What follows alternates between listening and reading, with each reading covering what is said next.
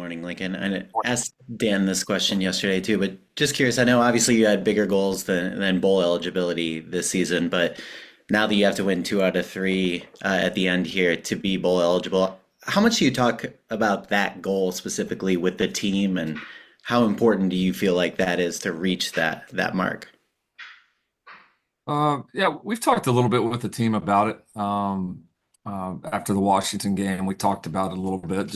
I think you got to be fair with the guys and set the stage on where we're at and what we have left to obtain. I mean, I think to me the bigger piece is is making progress and going and playing the way that we want to play and expect to play here in the last three games. I mean, you got three great opportunities. I mean, you got a great matchup here. I mean, two of the most historic, successful programs in college football history, and then obviously our two rivalry games to finish it off. So I mean, I think very important for us to.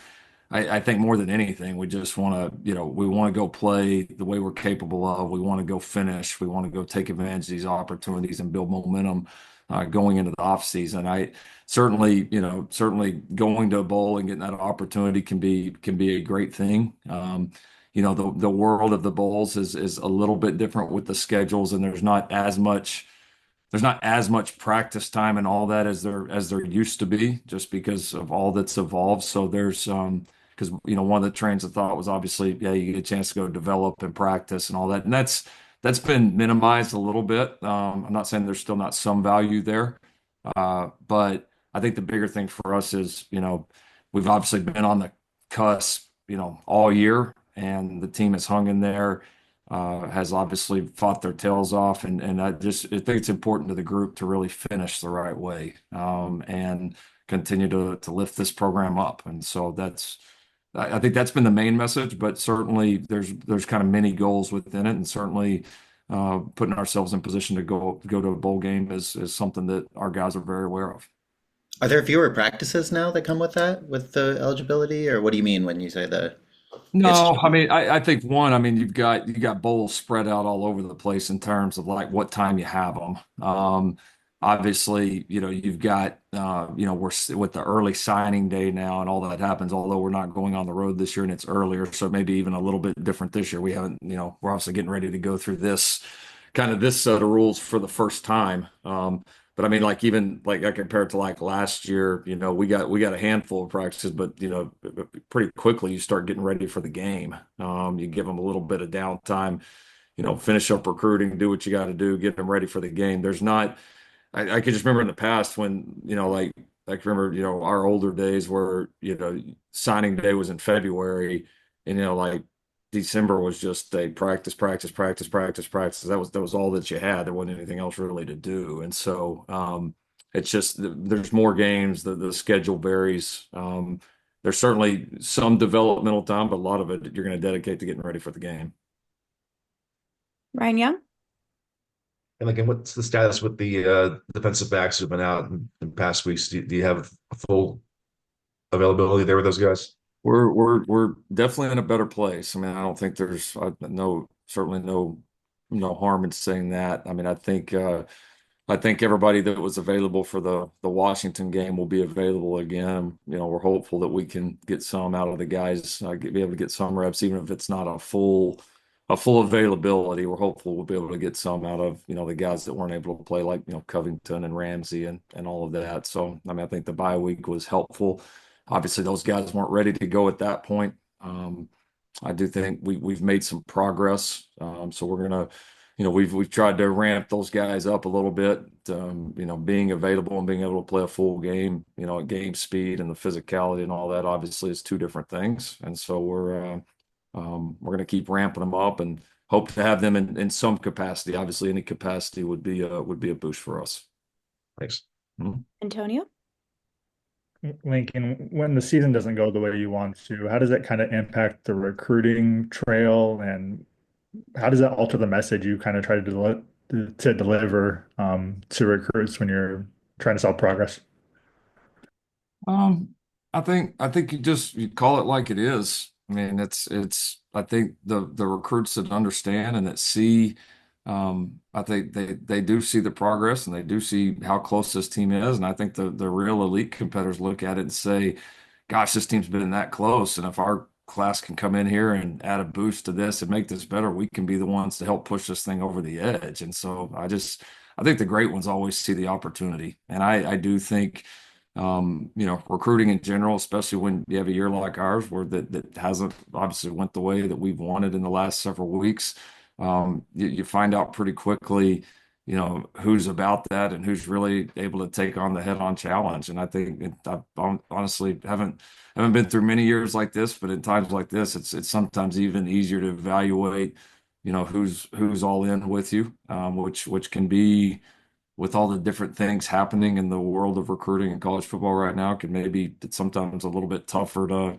to discern between that. So I think the real ones see exactly what we're doing and are very committed to it. I think we're all in a time now with this early signing period that a lot of the volatility that we're used to seeing and maybe mid-December the last few years is going to start happening, and you're seeing it happen all over the country. So we're going to stay steady, stay the course. We know the kind of people and players we want to bring in here, and that's what we're going to keep doing.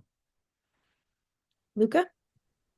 Yeah, Lincoln, you talked about it last week. I'm just curious how kind of much has, this new era of revenue sharing, that possibility played into this particular recruiting cycle. I know some schools are kind of talking about it, some schools aren't as much. There's, you're obviously in a position where you got to sign kids to contracts at a certain point in December. Is revenue sharing a part of your conversations with recruits at this point, saying like this potentially could be available? Is it something that you guys aren't really touching right now? Where do you stand on that? Oh no, we're definitely talking about it, I mean, and have been for a long time. I mean, it's here. I mean, it's coming in some form or fashion. We know that. It's I think frustrating for everybody to still not quite have the all of the different parameters laid out for us when both schools and players and families and all that are having to make decisions based on essentially information that we don't fully have. We've got an idea, and it puts you in positions where do you want to sit here and guarantee things to people that you don't know, or do you want to say what you think you should say to get them to come to school? And we're seeing a lot of different instances of that across the country. So, but I think at times like this, I feel like we've been, aggressive in terms of what we know, but haven't compromised the values, and the things that we feel like are important, not just to signing kids, but developing kids, and having the right culture and character within this program. And that is important to us. I know it's important to the people here at USC, and that's not something we're going to compromise, but we are going to be aggressive. And our administration, all that has certainly backed that. And I feel like we have a very, I feel like given the current circumstances, I feel like we have a very settled viewpoint on the appropriate amount of aggressiveness while not compromising what we want to do here long term, because there's long ranging impacts to everything we do in the right now. And a lot of times the world gets so fixated on exactly what's happening right now in this minute. And then these are things that you look back on years down the line and you can't walk back. And so I feel like we've got a good handle on it, a good feel for where we feel like we should be, and we'll continue to be aggressive where we feel like we can. Thank you. Mhm. Hey, Coach. Staying on the recruiting tangent, you have the early signing period coming up. You have another one in February. Do you think one way to stem the young men from making commitments, are they using not just USC, but are programs being used as a bidding war, so to speak?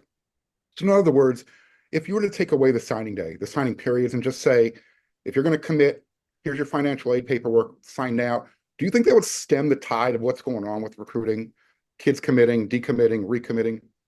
Well, it would definitely change that, because yeah, that's absolutely going on. And the hard thing right now is you're living in a world where you don't even necessarily know everything out there, like what's true and what's not. Like, a kid says, well, I was offered this. I mean, you have no way of verifying that. You have no way to know if it's true. I mean, we've had examples where it probably is true. We've had plenty where we found out that that was not true at all. And so it's we've talked long about is there I think the idea that you have has there's definitely some positives to that, and I think there'd also potentially be some negatives as well, which is probably the same with any solution. And we've talked long about is there, some sort of um, situation where schools would be required to share publicly what their offer is to a kid to eliminate some of the smoke and mirrors and all that that's going on because there's so much of that right now. So it's yeah, we're kind of all living in the in between right now, and that's what it is. And you got to understand it. You got to embrace it. You can't get too high, too low about it. You just got to keep putting one foot in front of the other and keep making the next best decision you can for your place. And that's been the mentality we've tried to create with it. Thanks, Coach. We have time for two more. Andrew? Hey, Lincoln. So you've been able to see Jaden a little bit taking the one reps in practice over this past week. Is there anything that you've seen specifically that he's been doing well that's caught your eye? A lot of the players have said arm strength, but is there anything that you've seen? Yeah, I mean he does have a talented arm. And our guys have been able to see that here for a while now. No, I think he's been steady. He's a pretty steady kid. And I think, being in this situation, I know he's excited, but I think he's tried to put his energy into his teammates and into the work and the preparation. And so I think he's, certainly getting more comfortable with it as we go along and as he, continues to get, a decent share of the reps. So no, I think it's been, good, solid progress. I know he's excited to play. I know our, team's excited for, to go play with him. And yeah, he's really, I think the key now will be just taking what he's done on the practice field and applying it to the game field because there's been a lot of good things in practice up to this point. We'll wrap it up with Jordan. Hey, Coach. You talked about bowl eligibility, and you have this 3 game stretch to end the regular season. Is there anything specific that you're looking for from your team to end the season, or like some things that you really want to take away from this 3 game stretch?